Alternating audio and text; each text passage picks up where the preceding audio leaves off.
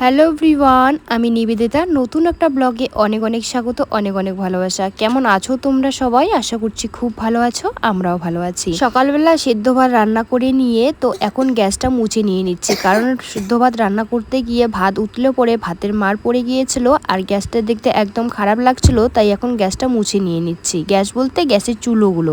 একদিন থেকে একটা কথা কানে এসে খুব বাজছে যে এই ইউটিউব আর ফেসবুক খুললে এই বাড়ির বউদের ওই যে রান্না করা, বাসন মাজা, এই ব্লগগুলোই দেখা যাচ্ছে। আচ্ছা, এগুলো করে কি কোনো ইনকাম করা যায় আদেও? আসলে আমার একটা কথা মনে হয় যে কষ্ট করলে কেষ্টর দেখা একদিন হলেও মিলবে। হয়তো আজ মিলছে না, তবে একদিন কিন্তু সঠিক সময় ঠিক আমাদের কাছে এসে কিন্তু সেই মূল্যটা, সময়টা যে আমরা আজকে পার করে যাচ্ছি, সেই সময়ের মূল্যটা আমরা একদিন পাবো। জানি না ভালো করে যে ভিডিও করে কোনো দিন কোনো কিছু ইনকাম করতে পারবো কি পারবো না, তার জন্য সেই মানুষগুলোকে কোনো উত্তরেই দিতে পারি না। তবে এক আশায় আছি যে সবাই যদি ইনকাম করতে পারে হয়তো আমরাও একদিন পারবো, সেই অপেক্ষায় আর কি এরকম করে ভিডিও চালিয়ে যাচ্ছি। আসলে আমরা বাড়িতে যা কাজ বাজ করি তাই কিন্তু তোমাদের সঙ্গে শেয়ার করি, আর আমাদের বাড়ির বউদের মানে সম্ভব হয়ে ওঠে না যে বাইরে গিয়েও শ্যুট করে ভিডিও করা। বাড়িতে যা কাজকর্ম থাকে সেগুলোই আর কি তোমাদের সঙ্গে তুলে ধরার চেষ্টা করি। যাই হোক বন্ধুরা, আমি তোমাদের একটা কথা বলবো, প্লিজ তোমরা আমাকে সাপোর্ট করো। তোমাদের সাপোর্ট আর ভালোবাসা ছাড়া আমি কিন্তু কখনোই এগিয়ে যেতে পারবো না।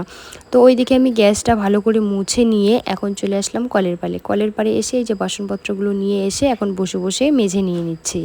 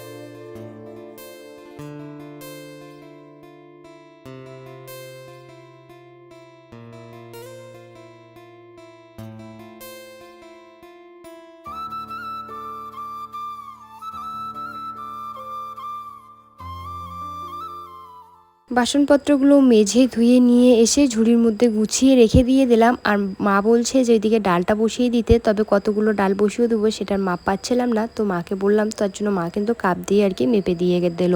তো এখন ভালো করে ডালটা আমি ধুয়ে নিয়ে নেবো। ডালটা ধুয়ে নিয়ে তারপরে আর কি বসিয়ে দিয়ে দেবো ডাল সেদ্ধটা। আসলে সব ডালের থেকে না ওই মুসুর ডালটা খেতেই কিন্তু ভালো লাগে। আর মুসুর ডাল, আলু ভাজা, তার সঙ্গে যদি ডিম ভাজা হয়, আমার মেয়েকে আর কোনো কিছুই লাগে না, মানে এত ফেভারিট এরকম যদি ডাল, আলু ভাজা, ডিম ভাজা হয়। তবে কোনো কিছু একটা লাগবেই ভাতের সঙ্গে, ডিম ভাজা হোক আর মাছ ভাজা হোক আর মাংসই হোক না কেন। আসলে মাম্মাম না নিরামিষ খেতেই চায় না, কারণ ভাত দিলে পরে বলবে মাম্মাম কি আছে, ডিম আছে না মাছ আছে, মানে আগে জিজ্ঞেস করবে তারপরে আর কি ভাত খেতে বসবে। তো যাই হোক, মা তো উনুনে ভাত বসিয়ে দিয়েছে আর গ্যাসের মধ্যে এখন আমি ডালটা বসিয়ে দিচ্ছি।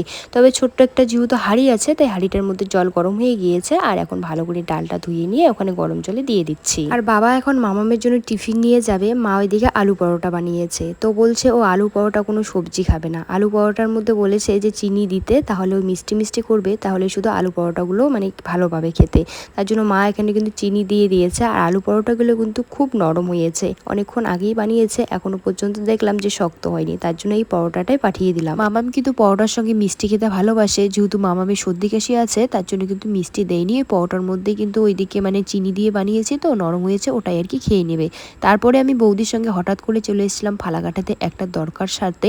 তো সাথে সাথে অনেকটা লেট হয়ে গিয়েছিল, 4টা থেকে 4:30টার মতো আর কি বাজছিল। তখন আমাদের এতটাই খিদে পেয়ে গিয়েছে, তখন আমরা একটা হোটেলে ঢুকে এখানে এই যে আলু পরোটাই আর কি খেয়ে নিয়ে নিচ্ছিলাম।